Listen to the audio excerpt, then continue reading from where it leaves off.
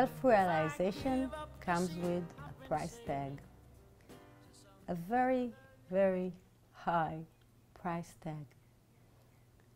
The price of knowing yourself, enlightenment, self-realization is you. You have to give yourself everything that you are to this process, to this thing, to become this thing. You have to relinquish every shred of identity of yourself.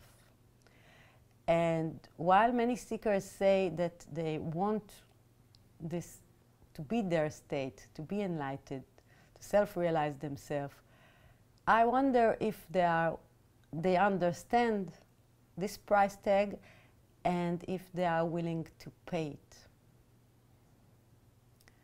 Because in order to get to such a different state from our usual concept of reality, it can't be something very gradual or mild or tender. It's very, very radical. And the price is the ultimate price. It's everything. It's a case of all or nothing. This is the case.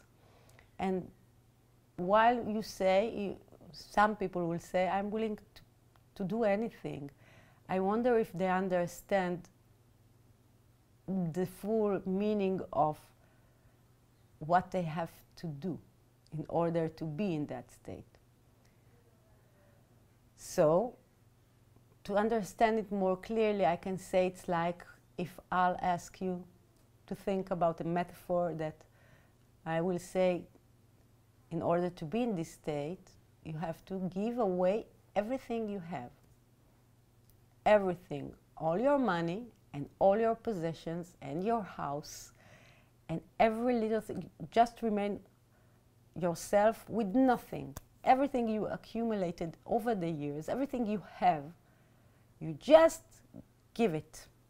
It's not yours anymore. And the only thing that's left is your body, call it, and what you wear. This is it. Everything else you have to give. So we will say, if I would say that to someone, he would say, okay, I'm willing to do everything, but I'll just leave this a small amount of money so I can eat, and maybe something very nostalgic that I can't part with. It's very, very important to me because from my childhood, my mother gave it to me. It's something, just this thing I will keep, and just this thing I will keep. And this is exactly the way we are clinging to the separate form, to our identity, because we think that we can leave something and yet gain this understanding, and we can't. We can't leave anything. Everything has to be erased, in the most shocking, brutal way. It's gone. Everything all your structure, everything you learned in your life, the person that you became through all the experience you had in your life. And sometimes experiences are very meaningful, and you have like scars from things you did and you learned from the experience, like lessons in life, and you became something better, and you teach these lessons, or you know how to act. All these things that you learned about yourself, about the separate form, all the psychology part of who you are, all this identity is like there are two identities. One that remains after the shift, self-realization, enlightenment, and one that is gone forever and is dead.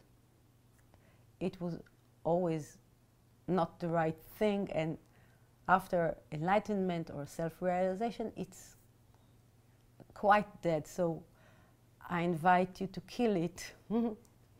Just like Simcha, this side of her is dead. The only thing I will I will describe what remains, and then what is the thing that is dead, never existed, but now is dead. The thing that remains is the illusion of the body, the physical body, the illusion of the voice and manner of expressing yourself.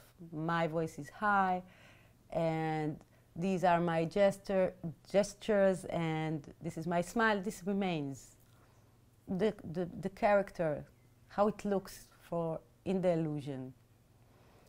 Remains also the talents you have and all you gained to improve those talents. If you're someone who knows to do something very good, this ability stays. Your ability to react stays.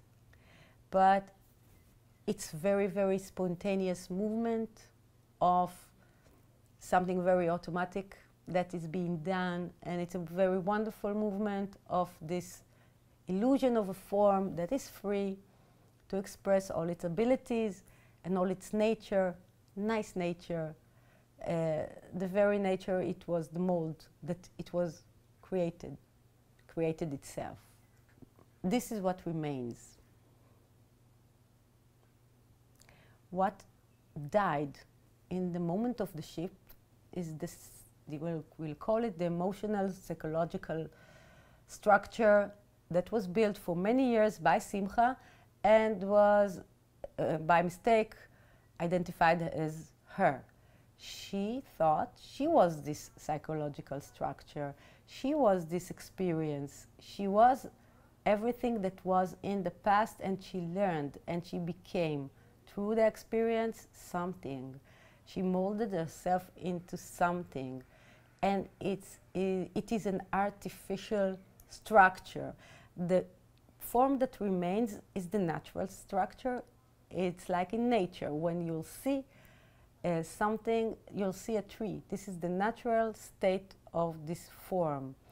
And if you see someone trying to make a tree from plastic and leaves from paper, this is what we built as ourself through the experiences. We built something. We built the form, we build the structure, and it is an artificial structure. It has no realness in it. It's dead because it's made out of all these materials that are from the past. So we use them and we build some kind of structure, and we believe this structure is us because it somehow looks like us. It looks like this tree, but the tree is natural and it's so beautiful. And our structure, the identification of the I, is so clumsy. I don't know how to say the word. You can see it's not natural. You can see and you know that it's not natural because you suffer. Because the only thing this structure gives you is suffering. Even when you're glad, you think, oh, this is great, finally I'm glad. So you compare it to the suffer you suffered before. This is your happiness, the comparison between this moment that you are happy and all the other moments that you were miserable. And sometimes you think, oh, this is short happiness and soon I'll suffer again. So this is a structure that tells you, I am you, this is the thing, and it causes you pain and suffering, and it's artificial, and yet you don't want to lose it. When I say pay the price, give away this structure, give away all these dead things that happened in the past and you created and you call yourself, you can't see it this way because you think this is you. You think you are this structure. And then to ask someone to do such a drastic move is to ask them to basically kill themselves in the metaphorical way, kill who you are, kill everything you know, and no one wants to do that. And it's a logical concept not to do that because You don't know why should you do that. You don't know what's on the other side. You can believe the books and theories, and if you learn, you can believe to some degree the descriptions of what is this in the other side when you kill yourself. But you never really fully know, so you can't trust it. You can't say, okay, I trust it to be very good, so I'll do it. I will take this step. I think that because we don't know, humanity doesn't know what's on the other side of this freedom, she's not willing to pay this price, to pay the price of freedom. When you say, when someone says, I want to self-realize myself, to be in this state, to be enlightened, he always means that the separate form wants to be enlightened. He always leaves it in the picture. It's the basic ground that he's standing on when he's saying, someone will get enlightened and it will be me. I will work, I will do everything it takes, I will meditate, or I will pray, or I will do things, and then it will happen to me and I will be enlightened. By saying that, he's also saying, I don't want to kill myself. I want the separate form, this artificial structure, to be enlightened. It can't. This artificial me cannot be enlightened. It will never happen for it. In order to gain this self-realization, this structure has to completely be destroyed. Like you build an entire skyscraper. This is you, it's your life, it has foundations and floors, and people working in the offices, and it's a very productive skyscraper. And I'm saying, in order for you to be self-realized, this whole thing has to go. Nothing can remain. The foundation has to be taken out. Nothing can stay. This is the state in which nothing remains except what is and what really always was, this self-knowing. And this self-realization cannot happen to a separate entity and to the structure. So I think that it is important when someone is seeking to really ask himself this question, that if I had like a magic wand and I came to you and I said, okay, this is my magic wand, now is the moment, I'm lifting it, but I'm asking you, really now you have to do this, not in theory, not as an idea, not as a philosophical thinking, and there's no turning back from this point. You can never go back to be yourself if you do that, if you take the red pill. And now, do you take it? Are you willing to pay this amazingly expensive price? This is the highest price you can pay. And if you think about it sincerely with yourself, are you ready to give everything away, to give yourself away, to relinquish your identity totally and unreversibly, never to be the same again, not to return? And for the unknown, the big unknown, you don't know what it's like. You don't know. You have no clue. You can. I'm telling you, it's wonderful, but can you trust me? You don't know. So, just relying on my descriptions or someone else's description of the scriptures, you can do such a radical thing to yourself.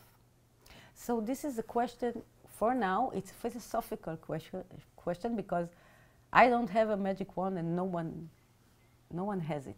There is no red and blue pill. But in the concept, you can try to bring it to your awareness.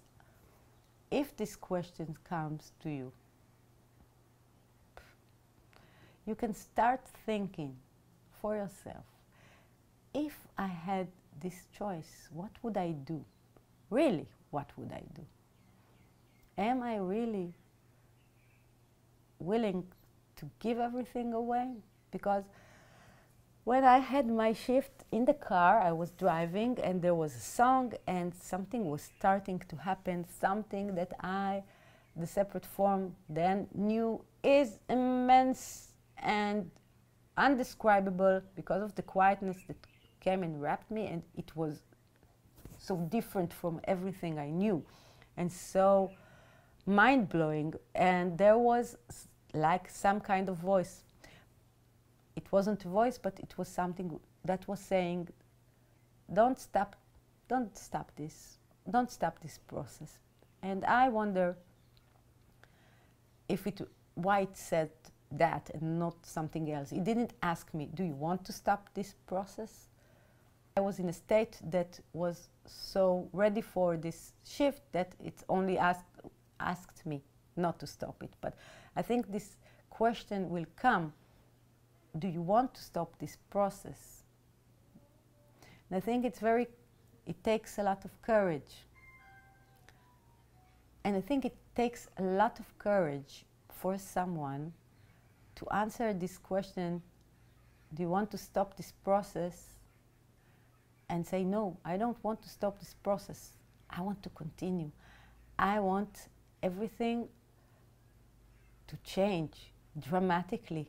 I'm ready for this unknown adventure, something that is beyond my wildest thing, dreams, conceptions. I'm willing for something completely different, like Monty Python said. And now for something completely different. This is completely different. It's nothing like I know, and yet I'm willing to go there and leave everything behind, everything, myself. So this is the state you have to be in order to become the state. You can bring it into your awareness and contemplate on this notion and start to try it and understand how deep and how committed you have to be to gain this understanding. How much power you have to put in yourself, how much you have to believe in this process, in believe in your abilities, believe in yourself, in your instincts, and how much you have to identify the structure as what it is, an artificial structure of conditionings, of judgments, of things that someone told you when you were 13 and you still carry around, and you act like it happened now, and you have to continue doing what you did when you were 13, and you have to move past all these things and permit something new to happen in your life, something so amazing. So it's wonderful, it's new and exciting. I think I recommend it with all my heart to explore it, to explore this unknown thing and pay this price. It's worth it. Nothing good, nothing bad, nothing bad.